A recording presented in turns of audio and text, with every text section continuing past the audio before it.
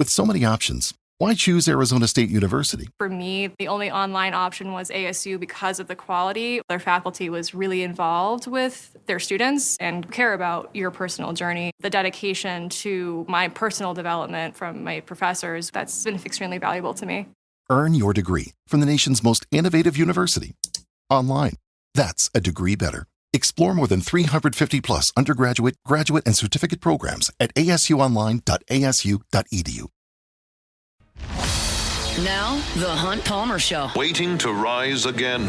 You're listening to The Hunt Palmer Show. Brought to you by Corks, Cajun fried fish and shrimp on 104.5 ESPN Baton Rouge. This is the moment you've all been waiting for. Locking down the middle of the day. Live from the Raising Cane studio. This is Hunt Palmer.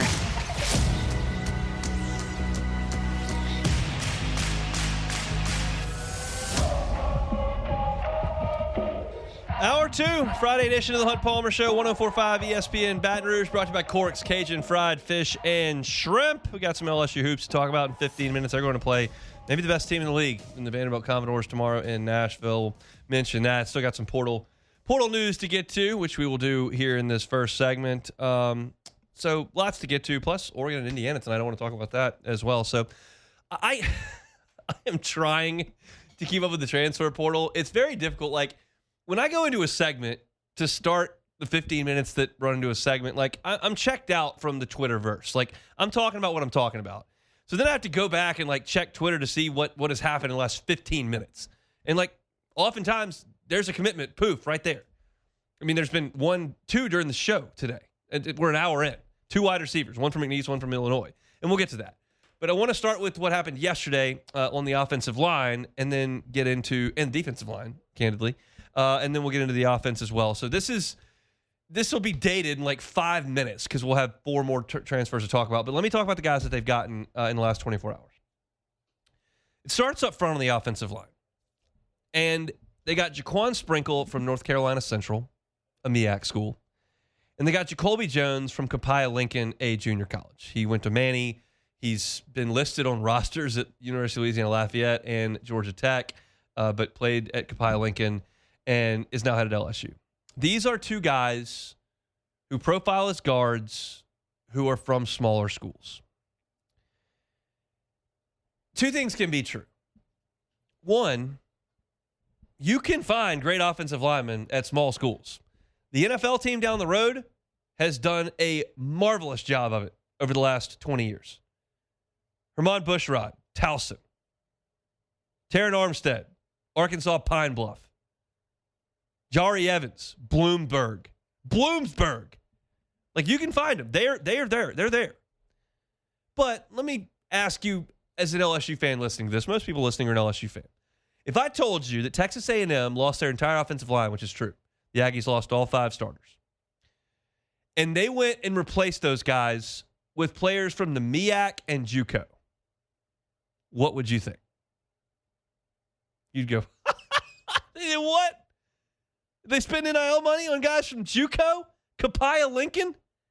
They went down to the MEAC. That's who they got blocking LSU next year. Like, that's probably what you would say. And I don't think that would be an unreasonable take. Those 2 things can be true. Like, are there a ton of SEC-ready offensive linemen in the MEAC? No. Are there some? Yeah. I'm not here to play scout. I'm not here to play talent evaluator. That's not my gig. Not on the football side, at least.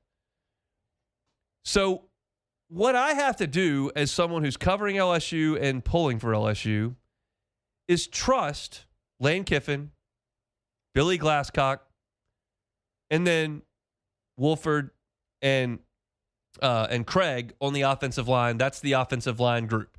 The head coach, the GM, and the 2 guys running the offensive line. Because if you're trying to make the purple and gold argument here for these small school offensive linemen, here's what you would say. Well, I've seen a parade of 4 and 5 stars roll through here the last 4 years, and they couldn't run the ball worth a flip. So what do I care? I don't care if they're at Copiah Lincoln or if the number 1 offensive tackle in the nation. Give me somebody that can knock somebody out of the way. Okay. Like, I'm not telling you that's wrong. But this on paper on paper, not on the field where it matters, on paper, is underwhelming. I'll call it that. It's underwhelming on paper. I've got guys walking out the door from LSU, going to Tennessee, going to Texas A&M, going to Ole Miss, like going to big schools. And LSU's going to the MEAC. On paper, that looks underwhelming. But if you trust the staff implicitly and just say, hey, y'all get it done, well, then you can look at it positively. We won't know. Maybe these guys are depth pieces that help in 2027. Maybe they're starters this year and they're really good. Maybe they get to campus and they can't play dead in the Western. I don't know. There are transfers that LSU brings in that I go, stud. Like when LSU brings in Jack Pyburn, I can look at that and go, he will step in, he will set the edge, he will make tackles, he will stop the run. Absolutely. When Alabama goes and gets Jahmyr Gibbs from Georgia Tech, like, that's going to work. He's awesome. These aren't like that. Like, I can't sit here confidently and tell you that Jaquan Sprinkle and Jacoby Jones can play in the SEC. But the guys that know way more than me, they think they can. And they think it's worth time bringing them in for a visit, giving them some dollars, and putting them on the roster. So, on paper, looks underwhelming. But if you trust those guys over there to run that show, absolutely, take them in. Now, on the more paper-friendly side of things, Jordan Ross commits to LSU from Tennessee on the defensive line. Jordan Ross, former 5-star. Jordan Ross, been on that team a couple years in Knoxville. And what I like to do when coaches and now players go from one place to the other, I like to see what the reaction is from the place where they departed. I like to see that reaction. I think it tells you something. Now, I know that fans can be emotional and irrational and put their team's glasses on, and so you got to factor that in when you look. But I checked on the responses to the Tennessee beat writers reporting that Jordan Ross was going in the portal. And most of the comments, most of the reaction from folks in Knoxville was, ouch. Most of the reaction was, that guy is going to start, that guy's got talent, that guy can help. And I told you yesterday when I was talking about the defensive line with LSU, I said, look, this all looks very solid. I told you, I used the WAR, the wins above replacement, Major League Baseball stat, and I'm like, if you're a 0, that sounds bad, but it really just means you're league average. You can be a negative WAR player. You can be a negative win player, a -3 player. You can be a positive player, positive +4. And I told you the guys that they brought in, to me, statistically, measurables-wise, recruiting rankings-wise, production-wise, looked like pretty solid. Looked like about a 0 WAR guy. Ross has the upside to be better than that. Ross has the upside to be a game changer as a pass rusher. I checked out the Pro Football Focus numbers on Jordan Ross. He was 5th on Tennessee's defense in terms of PFF grades in pass rush. He had an 80.2 grade in pass rush. He had 13 pressures this year in a total of 132 snaps.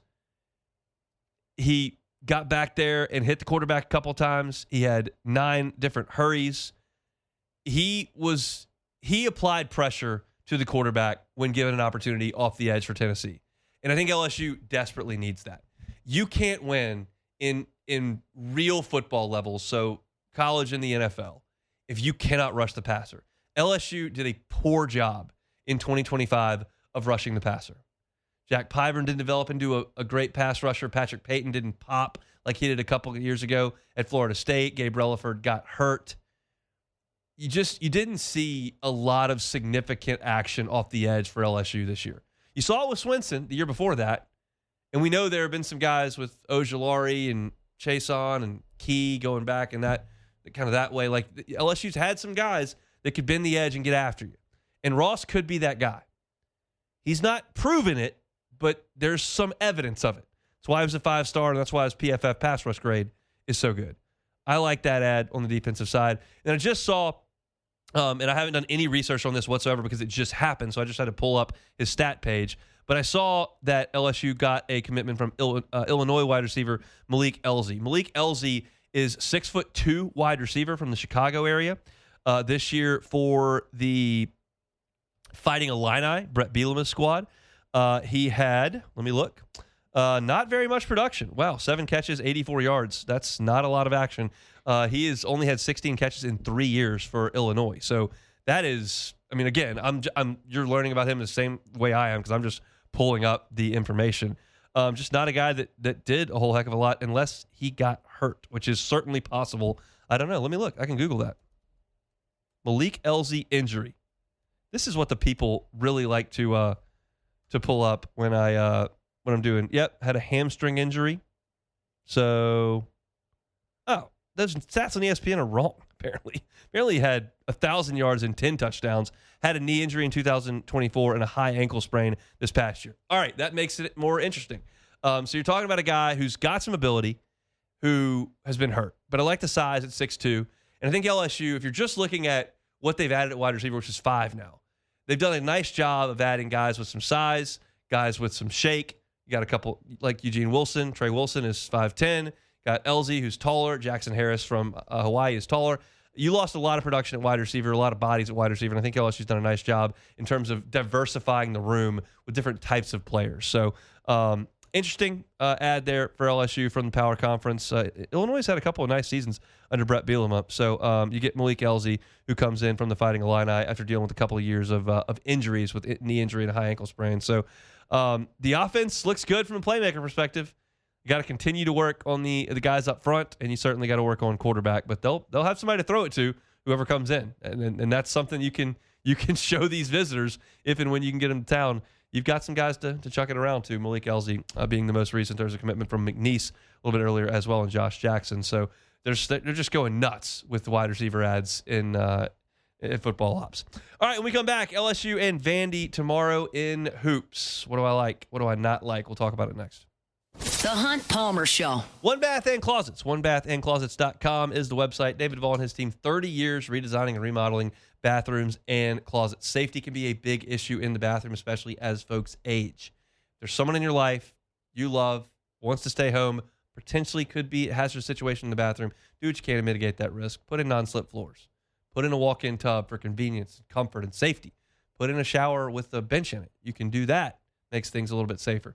Handrails can be helpful in slippery areas. These are things that you may not think about day to day, but now that I talk about it, you go, oh, that would make some sense. David Vaughn and his team do this kind of stuff all the time. He is happy to help you with that. If you're thinking, but just about the holidays, like got that credit card bill up a little bit, don't know if I want to cut that check. Well, you may not have time to waste on that, and there are financing options available. Got 18 months at 0%, same as cash if you qualify for it. Just talk to David about it. Have that conversation. That conversation's free. That didn't cost a thing. Talk to David about it. He's happy to help. It's One Bath and Closets. Get that free consultation. Check out their great work on the website, onebathandclosets.com. You're listening to The Hunt Palmer Show. Brought to you by Corks, Cajun fried fish and shrimp.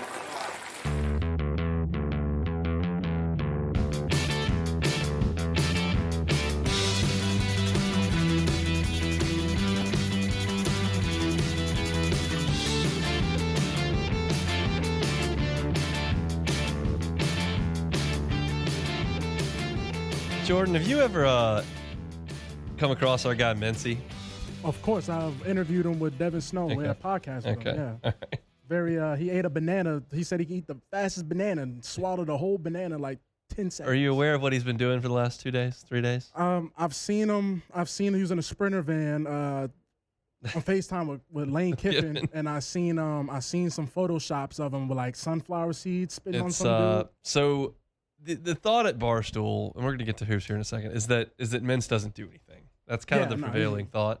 And they don't understand how he goes on these like huge trips and sees games and shows and mooches his way through the whole thing, apparently. Oh, yeah. I've never had anything but very pleasant interactions with Mincy. We were texting in Omaha. We never like connected because I was doing stuff. But they had a guy follow him around going to the Fiesta Bowl. Yeah.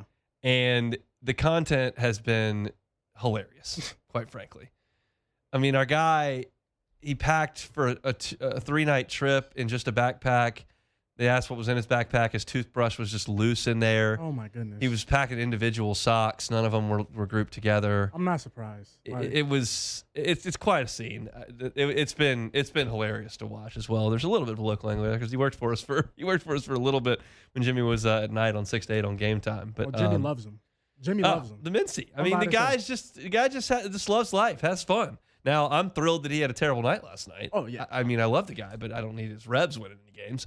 And they lost, and Mincy's still out there in the desert, just moving along. He doesn't have to go to Miami now, so he can head back to Chicago. No Rebs in Miami. Get him out of here. You know, he's a Louisiana guy that does the Ole Miss thing, so get him out of here. All right, let me talk about basketball here for about 8 minutes.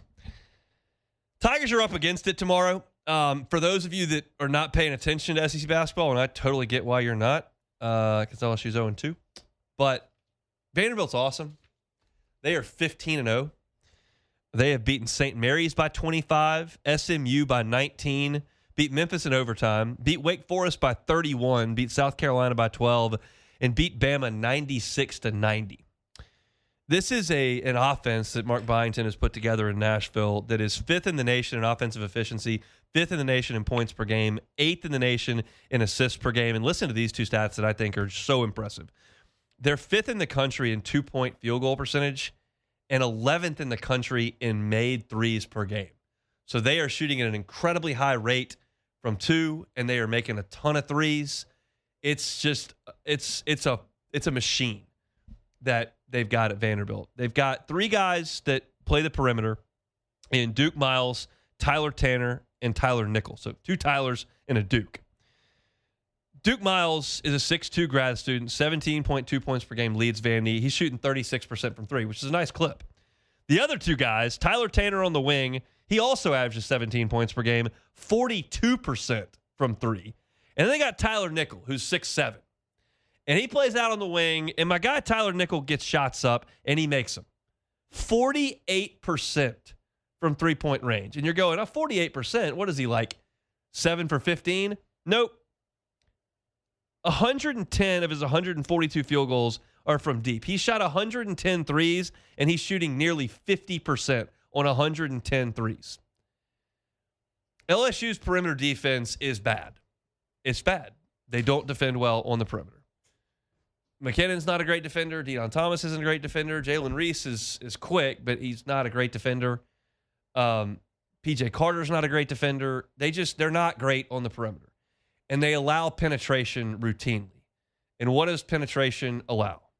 Well, 1, layups, but 2, kickouts and threes. And Vanderbilt gets buckets, especially in that gym. They just dropped 96 on Nate Oates' head, which I was happy about. But now LSU's got to go play him. And this is the reason that I told you on Monday and Tuesday, you have to beat South Carolina. Because Saturday looks bleak. I don't know what the number is. My guess is Vanderbilt is a 13, 14-point choice. Maybe that's ridiculous. I'm not like Jimmy on that. I don't have any metrics to back that up. I've watched Vanderbilt and I've watched LSU. And if you're talking about an LSU team that can't run Texas Tech off the line, that can't run Prairie View off the line, they can't run South Carolina off the three-point line, Vanderbilt is going to throw a party out there. I just want to confirm you're right. It's a 14.5-point spread. That's pretty good by me. You're pretty good. You're pretty good. 14.5. That breaks my heart. So this is a terrible matchup for LSU. If you're telling me, like, how does LSU stay in this thing? Well, 1, you have to score. Like, you have to. You're not going to hold Vanderbilt to 70. It's just not going to happen. So ultimately, you do have to play good defense and play better defense and hope that Vanderbilt does miss some shots, but you have to go score. And the problem is that LSU's best method of scoring is for Deon Thomas to create the offense, and he's not there. And without Deon Thomas, Markel Sutton is on a milk carton. I mean, you're talking about a guy who was League Player of the Year last year, averaged almost 20 points per game at a lower level, yes, but still, at Omaha was a really good scorer. And he came out this year and was scoring. He had double figures in LSU's first 4 games. When LSU beat Boston College, he scored 18. Big game against SMU in New Orleans. He goes for 23 points, took 15 shots in that game. He had 19 against Southeastern, 21 against Prairie View, and then De'Don Thomas goes out. And you play A&M, and he scores 3. And you play South Carolina, he goes 1 of 5 from the floor and scores 6 points. He's just MIA. And he's somebody you're counting on. Like McKinnon and Nwoku can't do everything. And Nwoku didn't show up for the South Carolina game. Couldn't make shots. So LSU's offense with Markel Sutton is pretty good. I would say LSU's offense with Markel Sutton is in the top half of the SEC. I would say that. Without him, it's not. And Jalen Reese has done admirably. But they took him out of the game in the second half against South Carolina. Rashad King had to run the point. So I don't see a scenario shy of McKinnon having a flamethrower, which he's done twice. McKinnon's done this twice. And if he makes 7 threes, you can stay in it. He makes 7 threes, and you get it kind of an off a day from Vanderbilt, which, look, you got an off day from Texas A&M. Texas A&M shoots a lot of threes. You played a little bit of defense. They didn't shoot it great from deep. And maybe that happens for Vanderbilt. That's the old saying. We talked about it for the A&M game. Live by the 3, die by the 3. But Vanderbilt hadn't died yet. They're 15-0. So this is a game that I just have no expectation on for LSU whatsoever. We can talk about next week. Kentucky is playing like garbage. Missouri is fine. They're both at home. Maybe you get one, but you're falling to 0-3 on Saturday because I just don't see a way that LSU wins it. I just don't know. I thought LSU would take care of South Carolina, and they got down 30 in the first half. So you can take my handicapping on that wherever you want to take it, which is generally to the bank on the opposite side. But Vanderbilt is playing so good. They create such good shots. They run such good offense, and they shoot it well. I wish LSU would field a team that could shoot the ball well. They shoot it well from two-point range against non-conference teams, but they don't shoot it great. And without De'Don Thomas, it's just you just can't keep up. So game tomorrow. I'll have a preview up on LouisianaSports.net this evening, and I'll write the recap tomorrow, and we'll talk about it on Monday, I'm sure. But my expectation level for LSU tomorrow, not very high against Vanderbilt. Baseball team starts practicing this week, though. It's real sad that most January discussions around LSU basketball end in, well, when's the baseball team start practicing? Like, that's generally speaking how the conversations go. I just gave it to you. So there it is. You think LSU's going to win tomorrow, Jordan? You got the Tigers? I can't even say that, man, because the South Carolina one, I'm traumatized. I told you. I checked the score, and I'm like, you didn't no even way. see it. You should have seen it. No, They were chucking it in from my team was losing. They were chucking it in from the cheap seats. The Gamecocks, 15th in the SEC in three-point shooting, just ripping the nets. Pow, pow. I just can't believe pow. that. Just buckets. Hey, LSU couldn't run them off the line. Well, Hunt, I don't know if you've seen, but it's a small coalition of LSU basketball fans. Not really many of them, but they're there. They have come out and said they're banning Lane Kiffin from coming to the games. So I guess they haven't won. Yeah, no PMAC for Lane, only portal. Yeah, like, no PMAC, only portal. I've heard he hasn't won since he's been in the building. Well, that could be true. They don't win a lot. All right, we got 30 minutes to go. Coming back. The Hunt Palmer Show. Let me tell you about my friends over at Ochsner. Look, they've got some great things going on with this new year, and one of them is their Eat Fit Alcohol-Free for 40 challenge. It's the new year. Registration's open, so you can join the official event or just take on the challenge from home.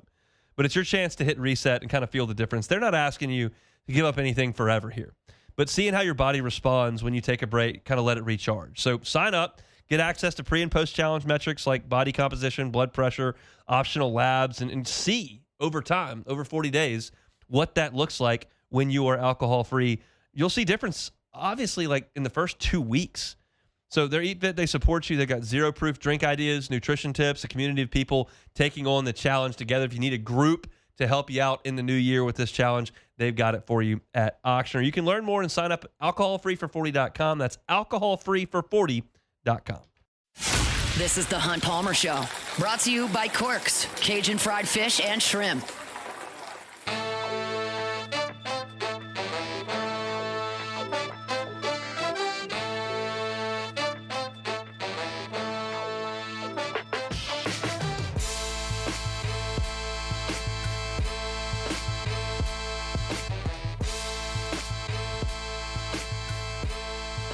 A lot of dancing on the SEC's grave last night. which, trust me, I'm no fan of the SEC. I was running around my kitchen island last night, as I told you. I also think that there needs to be some context behind that. SEC's dead, hadn't played the national title game in 3 years. Okay, that's fine. But let's talk about what happened prior to that. You had a run of 15 years where Nick Saban was an unstoppable force. He would have done the same thing at Michigan. He would have done the same thing at Texas in the Big 12. He would have done the same thing at Clemson in the ACC or Miami in the ACC. He just happened to be at Alabama in the SEC. He would have built a monster wherever, whenever. And it took Cam Newton and Joe Burrow and a kick six to beat this guy. So that was carrying the mantle for the league. Now, LSU chipped in there, and Auburn made 2 title game appearances, and then Kirby had that run. And yes, certainly there were other people in the conference that were responsible for some of this. And the conference was incredibly strong. But this notion that the SEC is dead is silly.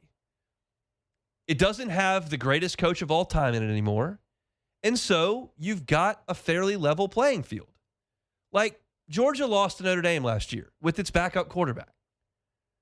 Georgia was as good as anybody last year. Ole Miss lost on the last play of the game, basically, last night. Well, yeah, I mean, if you count the Hail Mary, last play of the game. Ole Miss lost on the last play of the game. That means they're dead? Like, yeah, you don't have the Alabama that you once had, and I don't think Oklahoma was great, and the sport is equalized because your depth leaves. You sign on these 5 stars and 4 stars, and they don't play for 1 year, and they leave. So the depth is gone, and the sport has equalized. But if you just want to sit here and say, well, I saw the SEC win every national championship under the sun for 15 years, and now they don't, they suck. Well, this is a Saban thing, okay? When you take Saban out of the equation, who's carrying the flag for one school, for one conference, it changes. And Alabama was an absolute death machine for 15 years. I talked about this in October this year. As Texas A&M was continuing to pile up wins, I was going, they've elevated. They're better than they were. I can watch them play, and they're better than they were. But even if they'd have been at that level, that team that they fielded would have gotten annihilated by a lot of those Alabama teams. They could not have stayed on the same field as 2019 and 2020 Alabama with Tua and Mac Jones and all those receivers. Those 2011, 2012 teams would have crushed that A&M team this year. But that team doesn't exist anymore. And if you want to suggest that that's what you're talking about when you say the SEC's dead, well, that was one program. LSU wasn't always good enough to compete with them. Georgia wasn't always good enough to compete with them. Auburn wasn't always good enough to compete with them. Now, they popped the team up every once in a while, just like Oregon will and Ohio State will and Michigan will, and like it's just going to happen around the country. But I'm not here to tell you that the SEC is dead. And, oh, everybody got to pay players and the SEC went away. Well, it didn't go away. It's still really good. You can't tell me that just because Georgia has lost by a field goal against Ole Miss this year, who Ole Miss clearly played with Miami, and Georgia lost to them by a field goal, and so they're dead? Georgia loses to Notre Dame last year in the Sugar Bowl, their backup quarterback? Like, yeah, Alabama's not what they were. They're not. And schools like Tennessee and LSU and Texas A&M are still trying to punch their way back into the mix. But this is an Alabama discussion. It's not an SEC discussion. And the SEC is just fine. The SEC's got a ton of money and a ton of passion and big stadiums and a fertile recruiting base and good football teams. Yeah, the sport has equalized a little bit, but that's not the same thing as saying the SEC's dead, in my estimation. Now, that being said, I'm going to thoroughly enjoy watching 2 more college football playoff games with no SEC team involved that I care about. I wouldn't really care about Georgia. I wouldn't really care about Tennessee. I haven't worked up enough hatred for Texas and Oklahoma next. But I can't have A&M in there. I can't have Ole Miss in there. I don't want Auburn winning anything. I don't want Florida winning anything. Like, the teams that LSU is most closely connected to, I don't want to watch do well. That's the misconception, I think, outside the South. is that everybody in the South loves everybody in the South. There was a time where SEC fans, stupidly in my estimation, were chanting SEC, SEC, SEC after bowl games. Those days are dead. I never did that. I always knew that I wanted SEC teams to come back to the pack because I thought that would make LSU's life easier. And you saw it this year. Ole Miss's life was a little bit easier, and they capitalized on it. So I'm going to be thrilled to watch games that don't involve SEC teams starting tonight. And that'll be with Indiana and Oregon, and I think it's going to be an incredible football game. Now, I looked at the box score from the first two times these two teams met. The first time these two teams met. And, Indiana, you got to understand it's on the road in Outson, which is a tough place to play. They controlled the action. They won first downs by 9. They outgained them by 60. They outthrew them by 30. They outran them by 30. They won time of possession. They won the turnover battle. They ran it a little bit better. They were better than Oregon in that game. But the thought is that Oregon wasn't what they are now at that point. I don't know. I mean, I realize that they limped by Penn State, which was number 3 in the country at that time, and you feel like they weren't that good. But they had controlled the action against all the bad teams they had played previously. Maybe Dante Moore's a little bit better now than he was then. He's going to have to be. I am fascinated once again to watch Curt Cignetti's Indiana team play because he's revolutionized this thing, and there are some places you can watch a revitalization or a resurgence of a program and immediately point to why it happens. Like when Chip Kelly starts going nuts at Oregon, like you can tell because he's doing something that no one else does. He's running this ridiculous tempo, scoring 70 points on everybody. Like you can point to that. I can look to Bruce Pearl and say, oh, at Auburn, they've always been terrible. He's getting 5-star kids in there, and their talent level's just gone through the roof. There are plenty of places you can look and see why a place got revitalized. Like Tony Vitello brought in big leaguers. And I look at Indiana and Curt Cignetti, and yeah, they have the Heisman Trophy winners probably going to first in the draft. And they've got guys that are going to play in the NFL, but like it's not like you don't see mock drafts with 5 Indiana guys in the first round like you would with Saban or Kirby's teams when they were winning it all. And you don't watch Indiana play and go, whoa, I've never seen that before. It's just they're not doing anything that looks to me revolutionary. They just play great. It's so simple to say, and it's hard for me personally to understand. Like, football is a pretty simple game. You snap it, you block them, or you tackle them. And Indiana just does that. They don't turn it over a lot. They don't commit big penalties. They don't have coverage busts. They're just in position and execute. And it just blows my mind that you could go from the worst division, Power 5 team, now Power 4 team, Power 4 program, to the best one by just blocking and tackling. It just doesn't click in my brain. If you told me they had defensive ends that were going to go in the first 8 picks of the draft, which they had a really productive one that got hurt, obviously, or they had Calvin Johnson looking at a wide receiver, or they had a quarterback that was just so dynamic that you'd never seen anything like it. Like I could maybe compartmentalize it a little bit better. I never watched Fernando Mendoza and go, God, this guy's unbelievable. But like he completes on 3rd and 7 and they get in the red zone and he finds the guy and makes the pass, or they get in there and they run it in. It's so simple. It's so bread and butter. It's like a symphony, and I just don't get it. And I'm excited to watch that tonight. Like, I know Dan Lanning went to Oregon, and he started pulling in 5 stars. And Dan Lanning has worked for Kirby Smart and has that defense. And, like, their talent level is immense at Oregon. That I get why they're that good. I understand why Ole Miss started scoring a ton of points offensively, because Kiffin does that. I understand why Texas A&M is awesome on 3rd downs, because Mike Elko, that's his baby, and he creates pressure packages that confuse people, and like it's very identifiable. I can't identify the trait of Indiana that makes them the best team in the nation and a back-to-back playoff team. That just is wild to me. They're a 3-point choice tonight, and I think it would be foolish to go against them. We had J.D. Piquel on Wednesday. He said he likes Oregon. He likes Oregon to win this game and the next one. That wouldn't surprise me, but I'm not going to pick against Indiana. It's like I've said this a few times in the air. I think Cignetti's a witch. I can't figure out how you have revolutionized something without revolutionizing anything. It's crazy to me. Jordan, you watched Indiana play. You heard Jimmy and all these handicappers talk about it. Like, what do they think? I'm not smart enough to figure this out. Well, they're definitely on the it's hard to beat a team twice. So that's a little concerning a little bit. But I'm all in on Indiana. I kind of slept on them a little bit. I slept on them a little bit. When you watch Mendoza play, do you ever go, whoa, that was awesome?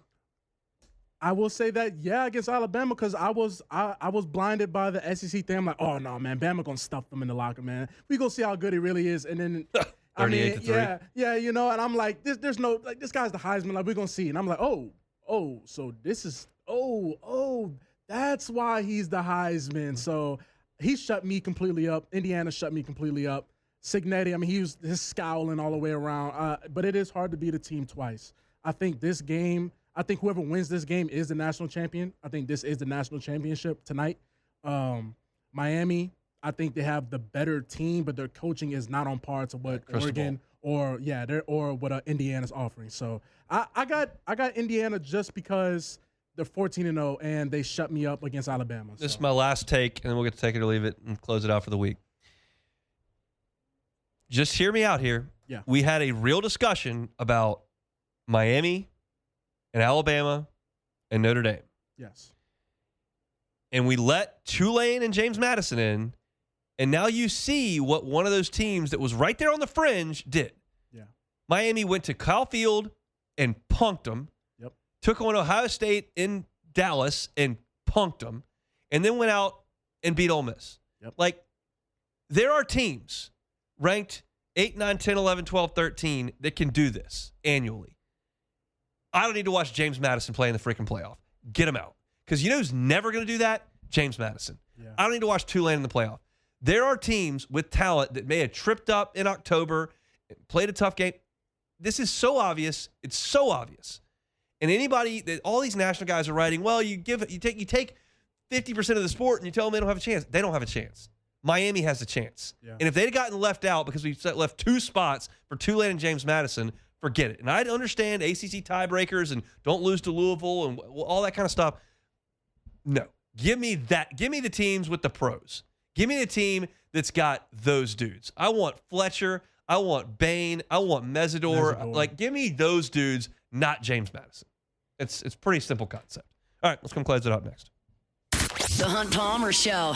Fabry Chevrolet GMC, Highway 61 in St. Francisville. You want to know what's on the lot at Fabry Chevrolet GMC? Well, it's easy. Go to FabryChevrolet.com. The entire inventory is right there. They got new if you're looking for new. They got pre-owned if you're looking for pre-owned. Tahoe, Silverado, Suburban, looking for the Chevys, they got them. Sierras, Yukon, Denali, they got those on the GMC side as well. The Fabry family has been here in Baton Rouge doing business 35 years. A lot of you driving around have dealt with the Fabry family at one of their 3 locations, one of their 5 brands. You know it's a pleasant buying experience. You know the customer service is phenomenal. That's what you'll get if you make the short drive up to St. Francisville. If you're up there in New Roads, you're up there in Ethel by Sagrera Farms, if you're up there in Point Capee Parish of the Felicianas, head on in. If you're in Baton Rouge, make the short drive up Highway 61 in St. Francisville. New ownership starting on October 1st. Fabry family, very proud of Fabry Chevrolet GMC. Check out that inventory at FabryChevrolet.com. FabryChevrolet.com. You're listening to The Hunt Palmer Show. Brought to you by Corks, Cajun fried fish and shrimp.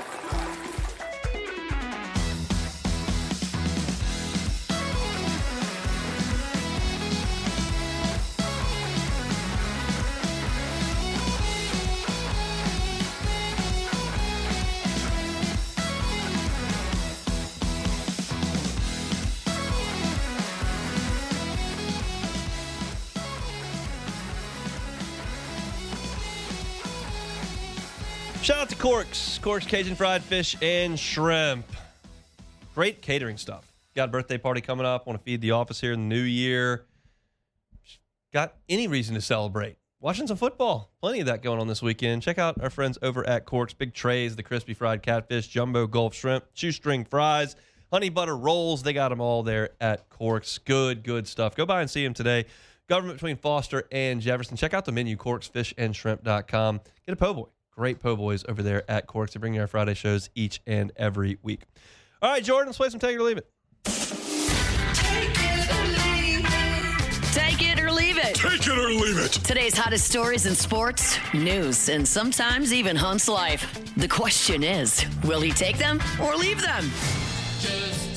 All right, so John Morant, the number 2 pick in the 2019 draft, his time in, I guess you could say, Memphis is coming to an end. So the Grizzlies are officially entertaining trade offers that include John Morant for the first time in his tenure with the organization, according to Shams Charania. Between injury concerns, conduct detrimental to the team. Yeah, some conduct that was detrimental. I would say that's fair. Little something, nothing. Social media broadcast content detrimental to the team. Just broadcast Second Amendment. The Grizzlies are looking to move off the All-Star. So, John Morant, time in Memphis, over. Take it or leave it. Take it. I mean, how about those two guys, Ja and Zion? Oh, yeah, very man. different stories. Stepbrothers. Very similar stories. It's just From both the from South talent Carolina. on those two guys. Yeah, both from South Carolina, Murray State and Duke. Little different routes, but to the top of the draft, and just maybe, I mean, it was not unreasonable to think when those two guys burst on the scene that they could be like the face of the league once like LeBron and Steph and those guys phased out. KD. Yeah. Did not happen. Not even close. Did not happen. Not even close, especially because you saw Jokic. the flashes. You seen the flashes. It would have been different if they were like a classic old school bust where you're just bad. And I would like to show some people that were watching. The NBA was great in the 80s, no doubt. But show some people in the 80s clips of point guards like Ja Morant, Derrick Rose, Russell Westbrook. Like, this is what point guard's going to look like if you just give it 25 years. The guys flying through the air, ridiculous athletes, dunking on everybody instead of like running pick and rolls out on the wing. John Stockton. Game changed a little bit.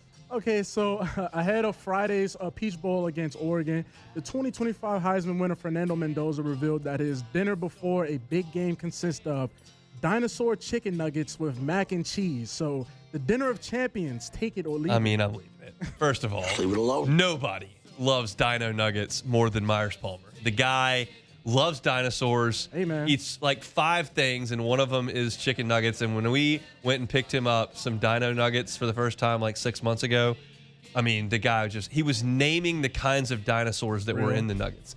The fact that the Heisman winner is doing the same thing that my, at the time, 3-year-old was doing, we got to up it. What are we doing for the mac and cheese? Kraft? Probably. I mean, come on. Dino nuggets. Jeez. Hey, if that's the meal that can get you a Heisman, hey man, let's Myers keep it going. Paul Skeens eats before every start?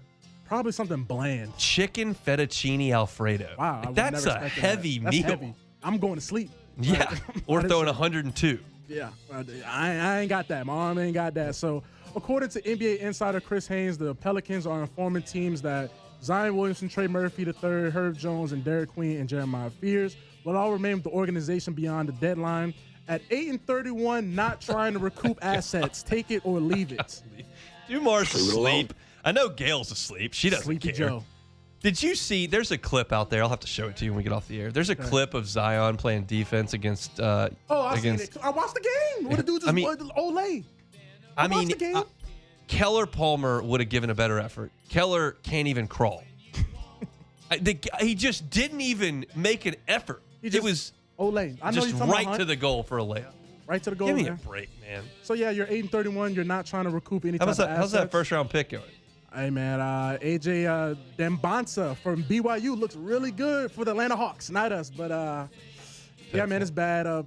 So me and you were trauma bonded between LSU men's basketball and yeah, that's it for taking it. All right, that's it for the week. Portal. We'll be covering the portal at LouisianaSports.net. There's a tracker there on the homepage. Check that out. You can watch you can do that for free. We'll be all over it as things continue to happen. LSU continuing to host folks, and they'll keep chugging along. Tiger basketball tomorrow. Looking forward to the college football playoff tonight. We'll have a lot to react to on Monday's show. Hope everybody has a safe and wonderful weekend. Our Friday show is brought to you by Cork's Cajun Fried Fish and Shrimp. That'll drive you home. Coming up next, we'll see you Monday for for the Hunt Palmer Show. The Hunt Palmer Show. First American Bank and Trust. First American Bank and Trust. Started up in 1910. That was 116 years ago. I can do that math. And they're still trucking along. If you do something for 116 years, feels like you probably got a pretty good idea of what you're doing. And they do it First American Bank and Trust. If you're looking for a commercial loan, you need to call First American Bank and Trust. Why? Well, they've got 25 locations. They got plenty of assets to help you out with that commercial loan. And the people that you talk to, the people that you deal with, the decisions that are made about you and your money are made right here in Southeast Louisiana at one of their 25 locations. You call a call center, it's in Southeast Louisiana. You're not getting Seattle. You're not getting Atlanta. You're dealing with people that you walk around with each and every day in your community. That's why you do business with First American Bank and Trust. So whether you're in St. Tammany, Tangipahoa, St. James, St. John, down in Lafourche Parish, Hammond, Dutchtown, Jones Creek, it's First American Bank and Trust. First American Bank and Trust.